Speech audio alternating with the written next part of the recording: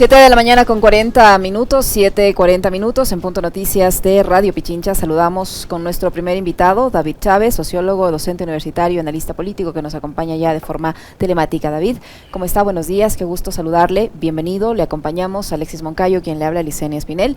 Decíamos en la introducción que hoy se cumplen los 10 días de plazo que dio el presidente de la República al comandante general de la policía, Fausto Salinas, para que encuentre al teniente de la policía, Germán Cáceres, principal sospechoso del asesinato de la abogada María Belén Bernal, este hecho horroroso que ocurrió en las instalaciones de la Escuela Superior de Policía de Pozuquí. ¿Qué se puede esperar ahora? No sabemos, todavía no ha terminado el día, pero hasta de lo que se conoce no se encuentra al señor Cáceres aún. El titular de la comandancia de policía pende de un hilo en el cargo. ¿Y qué va a pasar con la palabra dada por el presidente de la República si esto no ocurre? Si el señor Cáceres definitivamente hoy no aparece. Y además, esta forma de actuar muy similar a la que en su momento tuvo el expresidente de la República, Lenín Moreno, cuando ocurrió el secuestro de los compañeros de Diario El Comercio. Él también puso un plazo para que se encuentre alias Guacho y eso tampoco ocurrió. Buenos días, bienvenido. Encienda su micrófono, por favor. Disculpen. Ahí ¿Qué estamos. tal, Licenia? ¿Cómo le va? ¿Qué tal, Alexis? Un placer, como siempre, estar en Punto Noticias. Muchas gracias por la invitación. Bueno, lo que muy probablemente vaya a ocurrir es que no ocurrirá nada. Como bien decías, Licenia, tal como ocurrió hace ya algunos años con Moreno, pues ínfulas un tanto patéticas, porque todo el mundo sabe qué es lo que está ocurriendo en el país. Moreno salía en su momento, Lasso ahora, a hacer amenazas, a dar aspavientos, pero creo que tenemos la conciencia general de que muy probablemente no ocurra nada. Eso es producto de que estos dos gobiernos son gobiernos que están entregados a que sean las fuerzas represivas del Estado, el aparato represivo del Estado, sea el que defina qué se hace y qué no se hace. Es decir, en los días de la crisis uno tenía la impresión, al igual que en junio de 2022, que quien tomaba las decisiones era Carrillo, no Lasso, ni Jiménez en el caso de junio de 2022. Eh, pero eso, al final de cuentas, ya en un plano más estructural de la política de estos años, es producto del menoscabamiento del Estado que han llevado adelante Moreno y Lasso. Prácticamente no tenemos Estado, prácticamente no tenemos institucionalidad en pie en el Ecuador. Eso ha deslegitimado y ha debilitado muchísimo el apoyo popular y demás de Lasso, y eso nos pone en un círculo vicioso. Lasso es tan débil en términos de legitimidad democrática que no puede exigirle a la policía nada. Este es un gobierno que no pueden exigirle ni a la policía ni a las Fuerzas Armadas nada, porque dependen de la policía y las Fuerzas Armadas para sostenerse en el poder. David, ¿cómo está? Qué gusto poder conversar con usted, como siempre. Un placer. A ver, en el comentario analizábamos lo que fue esta intervención de Jaime Durán Barba, quien lo conocemos bastante bien en el país. Es un tipo que genera también todo tipo de reacciones, ¿no? Hay gente que le admira, hay gente que lo desprecia. Durán Barba es una persona bastante polémica, ¿no? Y ha dado unas declaraciones en las que dice que Lasso llegó al gobierno y se convirtió en el presidente que es y se derrumbó. Se construyó una candidatura a partir sobre todo de la segunda vuelta, no de la primera ni de lo que había sido antes, porque ya lo conocíamos de dos postulaciones anteriores, en 2013 y en 2017, pero se lo conocía como era y como es. Yo no sé, ¿por qué estaban esperando algo distinto, David? Más allá de lo que se sabía antes de la elección del 2021 y de lo que se construyó con los zapatos rojos, con una buena campaña de marketing y de publicidad. ¿Qué se esperaba de Lasso? La verdad es que creo que lo que ha primado ahí, Alexis, es esto que se ha llamado, a mí no me gusta mucho esa definición, pero esto que se ha llamado la campaña del odio, ¿no? Esto de la promoción del odio. ¿Qué quiero decir? El problema que afronta el Ecuador, en una clave absolutamente democrática, es que tiene una derecha incapaz de construir proyectos y liderazgos propios, ¿no? Este no es un problema solo del Ecuador, es un problema de toda la región. Es fácil hacer el contraste, digamos, de modo objetivo, sin tomar ni siquiera posición. Uno no puede comparar, lo digo como ejemplo porque estamos a días de que eso se decida en el Brasil, uno no puede comparar a Bolsonaro con Lula. digamos, yo puedo ser de derechas, puedo estar en contra de Lula, puedo creer que Lula se robó todo, lo que siempre se dice de los líderes de izquierda, pero no puedo decir que Bolsonaro como líder político está ni de lejos cerca de lo que representa Lula como líder político. No puedo decir que el neoliberalismo zombie, que estos líderes políticos de la derecha nos lo están trayendo de vuelta, tenga algo que ver con el intento de construcción de un proyecto de lo que se llamó el socialismo del siglo XXI, más inclusivo, democrático, con en general muy buenos resultados. ¿Sí? Se toma siempre el caso de Venezuela, que por un montón de razones tuvo problemas de otro tipo, pero a la mayor parte de esos gobiernos les fue bien en sus políticas de inclusión, en sus políticas de crecimiento económico, etcétera, etcétera. O sea, una de las cosas que más se le reconoce a Lula, por ejemplo, es el altísimo nivel y eficiencia y optimismo en su campaña de reducción de pobreza, en uno de los países más pobres del mundo. Exacto, se convirtió en un referente a nivel mundial de eso. No de los países más pobres, sino con mayor nivel de pobreza del mundo. De reducción de la pobreza. Entonces, lo que quiero decir es, en ese escenario, o sea, con unas derechas, porque además tengamos en cuenta algo muy claro, las derechas responden a los proyectos de las élites dominantes de nuestros países. A las élites no les conviene que nada cambie. No tienen posibilidad, por eso, de construir proyectos alternativos, proyectos democráticos, de que emerjan de esos sectores liderazgos de derecha interesantes, inteligentes. Entonces, el único modo que tienen de anclar una identidad política fuerte es a partir del anti, ¿no? Es decir, el anti-izquierdismo, o sea, el anti-lulismo, el anti-kirchnerismo, el anti-evismo, el anti-correísmo en el caso ecuatoriano. Y claro, eso despierta un sentimiento en buena parte del electorado que por una u otra razón se cansa de los gobiernos de izquierda, pero eso se convierte, que es legítimo. Es decir, si los gobiernos, si la población dice, no, ya no quiero que la izquierda gobierne y quiero votar por la derecha, eso es democrático y legítimo. El problema es cuando la derecha aprovecha ese malestar para empezar a construir un sentimiento de odio hacia ese sector político. Pero, y yo quisiera subrayar esto, justo por lo que ponía en la introducción de la entrevista, lo de esta señora y sus comentarios tan grotescos y demás. A mí, por eso decía, lo de la campaña del odio no me termina de cuadrar porque es como muy en abstracto. Yo cada vez más veo con claridad que ese odio es un odio de clase, y eso es lo que hace la derecha, promover un odio de clase hacia los más pobres, hacia los racializados, etcétera, etcétera. Como consecuencia, esto no es un fenómeno que está ocurriendo solo en el Ecuador, ya lo hemos visto, acabamos de verlo la semana pasada en Italia. Eso ha dado lugar a que surja ya un abierto y desembosado neofascismo en todo el mundo. Ahora, para un país como el Ecuador, y en la situación actual, con el grado de destrucción nacional que hay gracias a estos gobiernos, ese no puede ser un proyecto político de nadie. O sea, es decir, construir un país a partir de odiemos a un sector político, odiemos a los más pobres, odiemos a los indígenas, a los negros, a los cholos, a todo el mundo, a las mujeres, a las feministas. No podemos construir un mínimo de condiciones democráticas y republicanas para empezar para parar la debacle nacional. La derecha tiene que hacer una profunda renovación en ese sentido, pero digamos, esto es un ideal utópico. Yo lo que veo es que van a seguir anclándose en que porque ese es el único modo que tienen de construir identidad política. Al jugar con eso, Durán Barba es un siniestro personaje en operar sobre ese tipo de condiciones. Al jugar con eso, no importa. O sea, ustedes han visto que hay gente que mira la debacle nacional, mira el desastre que fue Carrillo, mira lo impresentable de esta señora que ha sido viceministra y sale a defenderlos y a culpar al correísmo ya de las cosas más delirantes, o al feminismo, o al movimiento indígena, o a los pobres.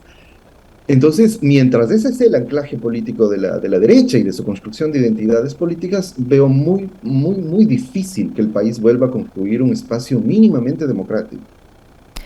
David, esa debilidad que usted hablaba del presidente de la República ha vuelto a que el gobierno empiece a actuar debido a la presión y a las críticas que se originan en redes sociales y que se constituyen una especie de influencia para que él tome decisiones. Me refiero, por ejemplo, al caso del ex viceministra de Educación, que se evidenció su forma de pensar que más o menos coincide con lo que usted dice de la extrema derecha, y finalmente la presión que se ejerció en redes sociales hizo que se tome la decisión y la señora salga del cargo. Lo mismo ocurrió con la forma como el presidente ha tratado el caso de María Belén Bernal. Luego de las críticas en redes sociales aparece en una foto lleno de mujeres después de 18 meses de gestión. Él aparece recién a mostrar que tiene mujeres en su gabinete y que se reúne con ellas en una foto. Y lo más reciente, el presidente de la República está en un programa entregando o presentando o ofreciendo algún tipo de obra, una casa, no sé, y empieza a jugar con la llave y la beneficiaria o la supuesta beneficiaria, y hasta eso ha enardecido las redes sociales. El presidente de la República está tan débil que ya cualquier cosa que haga o diga está generando un fastidio en la población. Bueno, yo espero que sí. Sería el colmo, Licenia, que no nos indignemos frente al desastre, a este gobierno que nos insulta todos los días, porque lo que hace es insultarnos como país todos los días. Al ver estas imágenes que recuerdas porque me parece que es una metáfora, por eso lo digo, ¿no? Esta imagen de la entrega de la llave de la casa a esta señora. Es la metáfora de lo que es Lazo, de lo que es el gobierno. O sea, son las burguesías nacionales y su profundo desprecio de clase. Vuelvo sobre esta idea. Es decir, puedo humillarte, porque además te estoy haciendo un favor. Y me parece que ese es el mensaje, y creo que la gente lo siente de esa manera, ¿no? O sea, siente esto de que somos burlados permanentemente por unas élites incapaces de gobernar, incapaces de construir nada. Son los demoledores, ¿no? Como se han etiquetado ellos mismos, digamos, ¿no? Demuelen todo. Creen que demoler todo es hacer política, construir Estado, hacer nación, qué sé yo. Entonces me parece que en ese nivel hay un desgaste cada vez más acelerado, siento yo. Las cifras, no he visto las últimas cifras de Lazo, pero hasta hace poco nomás sus cifras eran bastante bajas en cuanto al apoyo popular. Pero eso se vuelve peligroso, ese es el problema, porque cuando están en esa circunstancia, las lógicas de salida, esto ya lo vimos también con Moreno, suelen ser más autoritarias y deterioran más todavía lo poco de democracia que nos está quedando. Eso por un lado, pero por otro lado me parece que estas respuestas un poco desesperadas tratemos de calmar, digamos, los ánimos de la gente exacto, que está enojada, funcionan, o sea, digamos, les funcionan en la medida en que me parece que al interior, no tanto del gobierno, ojo, por supuesto sí del gobierno, pero de los sectores que han venido apoyando al gobierno, me parece que hay una profunda recomposición de fuerzas ahí. Es decir, me parece que hay sectores, o sea, digamos, lo que ha venido sosteniendo a los gobiernos de Moreno y Lazo es un pacto de ciertos grupos de distinto tipo, mediático, político, económico, y me parece que ahí está ocurriendo, debido precisamente al desgaste de Lazo y a su incompetencia, está ocurriendo un reacomodo de fuerzas, digamos, que yo no alcanzo a ver ni cuál es su dimensión, ni en qué medida, ni quiénes, no alcanzo a ver ni siquiera quiénes con claridad, quiénes están en ese reacomodo de fuerzas, pero creo que todo esto es efecto de eso. Es decir, mientras esto se reacomoda, están tratando de encontrar válvulas de escape para contener la conflictividad política. La renuncia de Villavicencio, por ejemplo, es otro, entre comillas, renuncia, hasta donde entiendo que todavía no la pone, pero bueno, esto, que Villavicencio empiece a perder el control de operador político del gobierno que tenía en la Asamblea, esto de contentar, digamos, a la gente que cuestiona estos elementos, en fin, pero creo que ahí eso amerita una reflexión más profunda de parte de todos nosotros, porque al final son golpes de efecto, una cosa que este tipo de gobiernos manejan muy bien.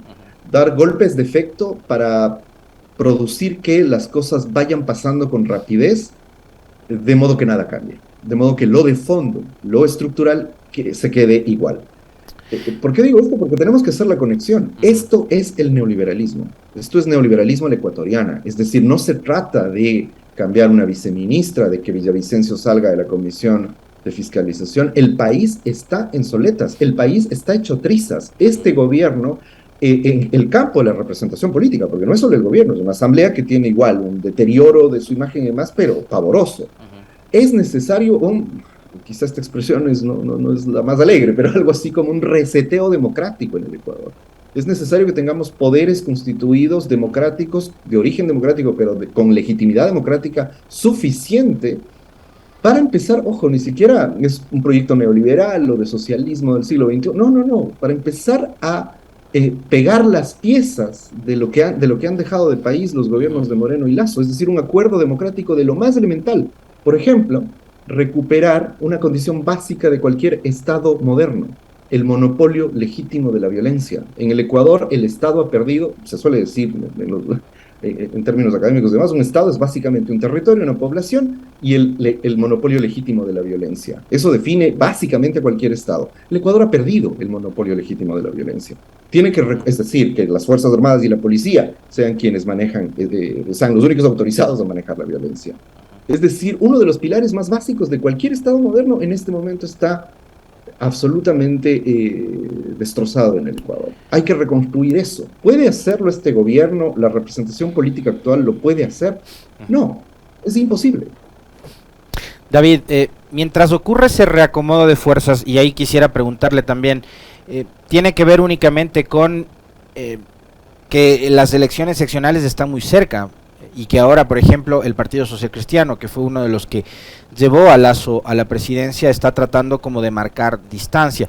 Vemos incluso que hay algunos medios de comunicación entre los tradicionales y digitales que también están empezando a separarse de la línea del gobierno y empiezan a ser críticos, y nosotros acá hemos cuestionado, de hecho, esas campañas incluso con tinte xenófobo en contra de quienes antes eran sus aliados y prácticamente sus cajas de resonancia en medios del discurso oficial. Pero mientras se reacomoda este tablero político, usted bien señalaba, hay un proyecto en marcha, da la impresión de que ellos saben bastante bien qué es lo que quieren, y falta todavía 2 años y medio, un poco más, de administración de Lasso al frente del gobierno, y el Ecuador está en ese conflicto de tener un gobierno con esa orientación precisamente, absolutamente neoliberal, las fuerzas políticas tratando de reacomodarse, pero de reacomodarse además mirando cada una desde su metro cuadrado, excepto una manifestación pública que vimos durante el transcurso de esta semana y que también valdría la pena su reflexión de aquello, de Rafael Correa y Leonidas Issa tratando de tender un puente. ¿Qué tan importante, qué tan relevante vio usted esa suerte de intercambio de mensajes de forma no tan directa de parte de uno, de parte mucho más directa de parte de Correa a Leonidas Issa para tratar de tender un puente? Porque ese reacomodo de fuerzas parece que es, o sea, Pachacutic acomodando sus cosas en territorio para tratar de ganar la mayor cantidad de prefecturas y alcaldías. La Revolución Ciudadana, claro, haciendo lo propio, Partido Social Cristiano lo propio, y así cada organización política pensando en su metro cuadrado. Pero el reacomodo acá tiene que ser justamente para hacer lo que usted decía, ¿no? Un pacto nacional que le permita a este país salir de este descalabro, y ahí plantearle su reflexión sobre lo que ha sido este intercambio de mensajes entre Correa e Issa a nivel público, porque fue a partir de 2 diálogos que mantuvieron en este espacio de comunicación y en Twitter, ¿no? A ver, ahí serían al menos 3 reflexiones, son las que voy a tratar de ser muy breve a partir de lo que has planteado, Alexis. O sea, lo primero es, hay que tener en cuenta que esto del reacomodo de fuerzas, más allá de los actores políticos, que efectivamente están muy preocupados por la elección local, es de los actores, de los poderes reales, digamos, ¿no? Sobre todo, ¿no? Sectores empresariales, sectores mediáticos, etcétera. Esa ruptura con ciertos medios y demás es precisamente producto de ese reacomodo. Es decir, en el Ecuador lo sabemos bien, hay mercenarios mediáticos de ciertos grupos. Así es. A veces directamente vinculados a ciertos grupos económicos, a ciertos intereses internacionales, etcétera. Por supuesto, eso ni de lejos, más allá de todas las discrepancias y cuestionamientos de su trabajo profesional que yo personalmente tengo, con sectores como La Posta, siempre me parece que siguen siendo lo mismo, un periodismo mediocre, bueno, en fin. Más allá de eso, no se puede justificar que ahora les estén atacando con sus lógicas neofascistas de operación mediática, y peor todavía con cuestiones xenofóbicas, o sea, con el recurso a posiciones xenofóbicas y demás. Pero me parece que leer, eso siempre es difícil, es complicado mapear esto, pero leer precisamente la posición de los operadores mediáticos y sus cambios de posición nos da al menos un indicio de cómo se están recomponiendo fuerzas y de las posibles presiones que hay a nivel de esos sectores que de alguna manera sostenían a Lasso. Lo segundo es que sí, los actores políticos están muy preocupados de lo que pasa en la elección local, pero creo que ahí podría precisamente haber una oportunidad para pensar en que desde las elecciones locales se pueda empezar a construir nueva o a reconstruir el país en términos democráticos. Creo que como electores deberíamos ponerle mucha atención a que, como nunca antes, esta debe ser una ocasión en donde no debemos elegir a demagogos. Debemos elegir a gente que medianamente tenga un proyecto a nivel local que permita no tanto mejorar la situación, contener un poco la debacle. O sea, con que tengamos políticos que ganen las alcaldías y políticas, que ganen las alcaldías, las prefecturas, que medianamente tengan una idea clara de cómo contener la debacle que el gobierno nacional no puede, al menos en parte, porque eso sin un gobierno central, sin el cambio del gobierno central, eso va a ser imposible, pero al menos en parte me parece que desde lo local se pueden hacer esfuerzos por reconstituir la estructura social del Ecuador. Me parece que este fue precisamente un mensaje que digamos, no estoy todo seguro, pero de haberle escuchado un mensaje parecido a Pavel Muñoz en Quito, de que se puede reconstruir el país desde lo local. Creo que, más allá de que sea Pavel Muñoz o no, creo que ese es un mensaje que deberían tener en cuenta todos los políticos y sobre todo los ciudadanos cuando vayamos a dar nuestro voto, los ciudadanos y las ciudadanas. Y en tercer lugar, esto que me parece interesante, lo que has señalado sobre estos guiños, vamos a decir así, que se han dado Correa e Isa. Mi percepción sobre eso es, en medio de este horror que es el Ecuador ahora y del desastre que es la política en el Ecuador ahora, esa es una buena noticia. Esa es una muy buena noticia. Porque el que ambos, con sus críticas, y esto me parece importante, porque ambos señalaron críticas sobre el otro, pero al mismo tiempo dieron muestras claras de que hay una apertura para salir de el enfrentamiento que a la derecha le...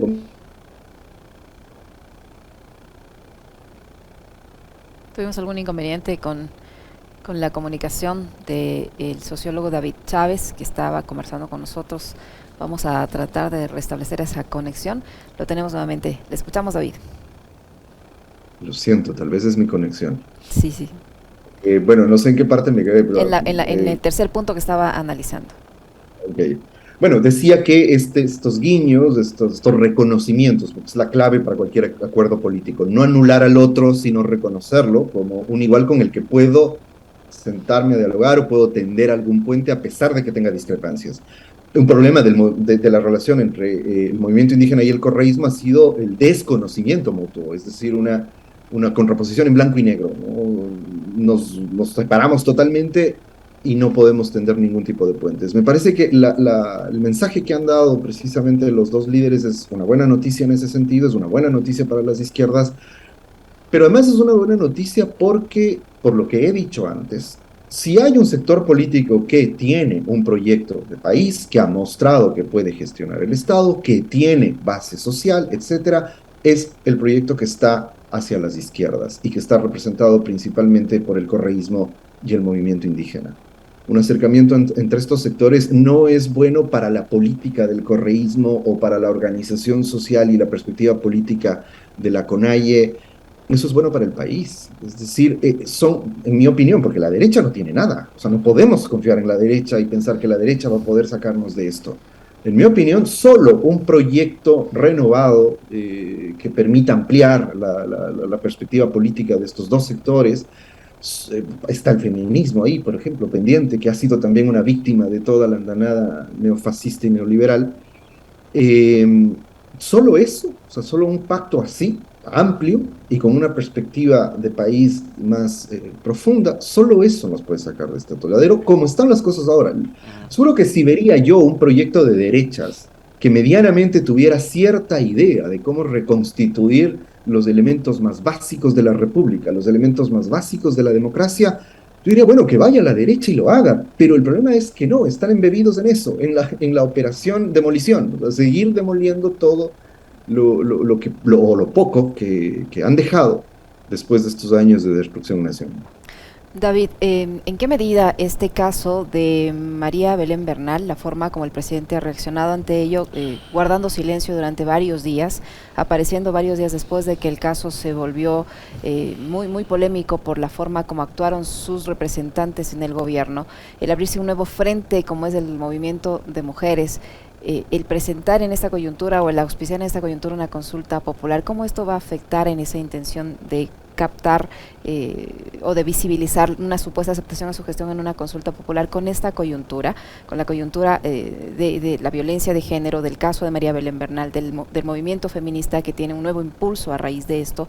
¿Qué futuro le ve usted a la consulta popular frente a esta coyuntura y cómo puede todo esto afectar más la imagen tan deteriorada que tiene y la aceptación también muy baja que tiene actualmente el presidente de la República? A ver, ahí debo reconocer que a pesar de que puedo tener ciertos indicios de lo que puede ocurrir, no estoy muy seguro de lo que vaya a ocurrir. ¿Por qué lo digo? Lógicamente, uno diría, a ver, con el nivel de deterioro que tiene, con el poco apoyo y respaldo que tiene, es una locura lanzarse una consulta popular, ¿no? Ahora, la pregunta es por qué lo hace, porque los operadores que hacen estas cosas, sí, es cierto que la mayoría son incompetentes y todo, pero los operadores que diseñan estas cosas no lo son tanto. Y creo que yo haría el parangón, quizá a lo que apuestan es aquello de que en la elección del año pasado, muchos decíamos, pero por Dios, sabemos quién es Lazo, sabemos a qué viene, sabemos que es la continuidad de Moreno, lo que decías, Alexis, hace un momento. Y sin embargo ganaron la elección. O sea, zapatitos rojos, unos cuantos TikTok y ganaron la elección.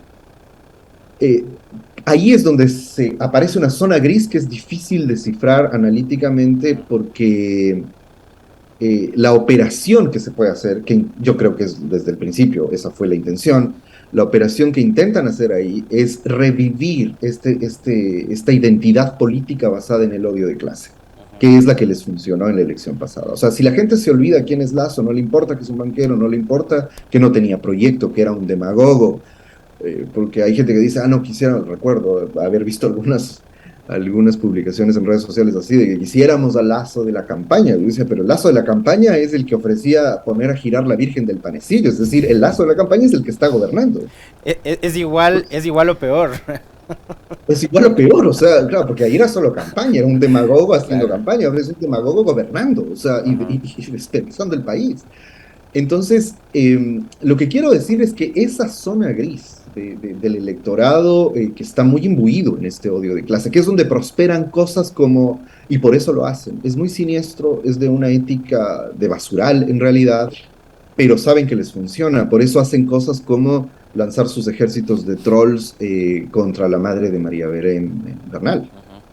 Porque ahí van conectando y de pronto resulta que uno encuentra gente en redes, familiares, etcétera, que todas las noticias falsas y toda esta operación tan podrida que han hecho en torno a la madre de María Belén Bernal, Elizabeth de Otavalo, les funciona. Y hay gente que empieza a creer ciegamente que sí que hay una operación correísta tras todo esto para desestabilizar este gobierno que no se sostiene como una casa en términos democráticos, insisto, como una casa de palillos, o sea que si les soplan se cae en términos democráticos, pero se construye de nuevo todo esa sensación y se activa esa identidad política que está basada en el odio, en el temor, en el miedo, etcétera. Y me parece que van a seguir apostando por eso. O sea, yo ahí no veo ningún cambio. Y claro, lo que decía, las interrogantes que a mí me genera la posibilidad de la consulta popular, por principio, yo diría, tal como se ve ahora, yo diría que ya no se van a lanzar, pero es muy posible que sigan operando para reconstituir esta identidad, esta sensación que está en buena parte de la población, en el ánimo de ganar oxígeno y no detener un poco esta deslegitimación democrática que tienen. Y eso hace difícil predecir qué puede ocurrir. David, se nos va terminando el tiempo, pero yo quería preguntarle a propósito de todo lo que hemos conversado, sobre algo que digamos se va volviendo ya casi una costumbre, como parte de las estrategias además políticas y más ahora que se acerca la campaña. Ya lo vivimos y mucho en el 2021, de alguna forma antes también, en el 19 y en el 17. Es esta suerte de de vaciamiento de la política, algo que lo conversaba hace unos días con algunas compañeras, y es, no se habla mucho de lo ideológico, y hoy tenemos candidatos que están más preocupados de ganar seguidores, likes, retweets, compartidos, que de hablarle a la gente de las cosas que a la gente le interesa escuchar, o de escuchar a la gente. Gente que, ecuatorianas, quiteños, quiteñas, pichinchanas, que están hartos de la bronca entre políticos y que están ya no esperando que el alcalde de Quito ofrezca un nuevo aeropuerto, un metro, un teleférico. Ya no queremos las grandes obras, ahora queremos que se solucionen problemas fundamentales, esenciales, que parecía que ya los tenía resuelto la capital, ¿no? Nunca, yo no recuerdo que en Quito, por ejemplo, la inseguridad sea una prioridad. En Quito estábamos preocupados del ambiente, ¿no?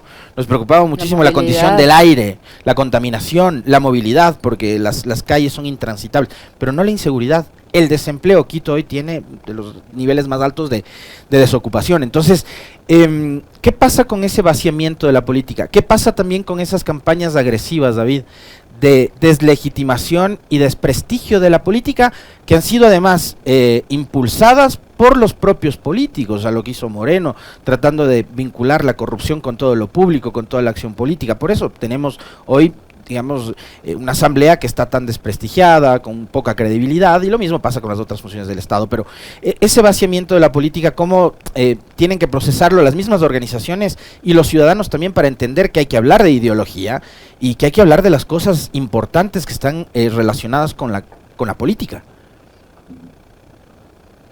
Bueno, sí, yo voy a recordar algo. No recuerdo ni su nombre, pero un político argentino que decía, no, que no es Macri, pero que decía haber estado asesorado por Durán Barba, y que cuando le iba a un debate, el consejo de Durán Barba fue: no prometas nada, no hables de tus posiciones políticas y no expliques nada, no te pongas a explicar nada, solo habla generalidades. Es curioso porque esa es la vieja estrategia de Durán Barba, ¿no? Se decía que al inefable Mauricio Rodas le dijo lo mismo en algún momento, no recuerdo, creo que lo dijo el propio Durán Barba en alguna entrevista, que igual le proponía que salga y no diga nada. Esto del no digas nada, no expliques nada, me parece que es lo más interesante, porque, a ver, y permítanme hacer una reflexión un poco más general, en el mundo entero en este momento, por efectos de la lógica que tiene el capitalismo mundial, la democracia se está deteriorando terriblemente. Porque, y eso ha generado un efecto que el sociólogo portugués Boaventura de Sousa suele definir como unos estados que más o menos, en los casos de las democracias más consolidadas, más o menos tienen una lógica democrática, pero unas sociedades civiles fascistizadas, ¿no? Ahora, ¿por qué están fascistizadas? Porque la vida en este capitalismo global es una vida de mucha violencia, de mucho individualismo y de mucho consumismo. La versión más extrema de eso es el negocio transnacional del narcotráfico, pero esa es la versión extrema de un comportamiento que está presente en toda la sociedad. ¿Por qué hago esta reflexión? Porque a veces creemos que la política es solo lo que ocurre en el Estado o solo lo que ocurre en el ámbito de lo que en estricto sentido solemos llamar ideología, que es como las ideas políticas. Ahí hay que darle un poco la vuelta y hay que ver cómo en esta experiencia que la gente tiene, que tenemos todos los días, de estas violencias que supone la lógica del capitalismo global, vamos construyendo nuestras identidades sobre el poder y sobre el poder político. Entonces, por eso cuando les decía, hay una identidad neofascista, lo que decimos es, hay una identidad que está conectada con esta lógica, que está conectada con la idea de yo soy un individuo que compite con el resto y que tengo que aniquilar al resto, aplastarlos para volverme exitoso. Entonces, cuando Durán Barba, digamos, de algún modo lee bien esto, estos consultores leen bien esto, porque dicen, dile a la gente, o sea, dale a la gente show. Porque el show es eso, el show ratifica, la lógica mediática del show ratifica esa experiencia. No la crea, pero la legitima, es un reflejo de esa experiencia. Entonces, la lógica de las redes sociales, la violencia en las redes sociales, etcétera, está ratificando todo el tiempo esta experiencia. Y eso es la identidad política de la derecha, la del orden, la de que este orden social está bien, y este orden social es el de los mejores y los peores. Es el de el pobre es pobre porque quiere y el que es rico es por su propio esfuerzo y porque trabaja mucho y es muy inteligente, como Guillermo Lazo, que nos ha demostrado cuánto trabaja y cuán inteligente es y cómo hizo con eso su fortuna, por ejemplo.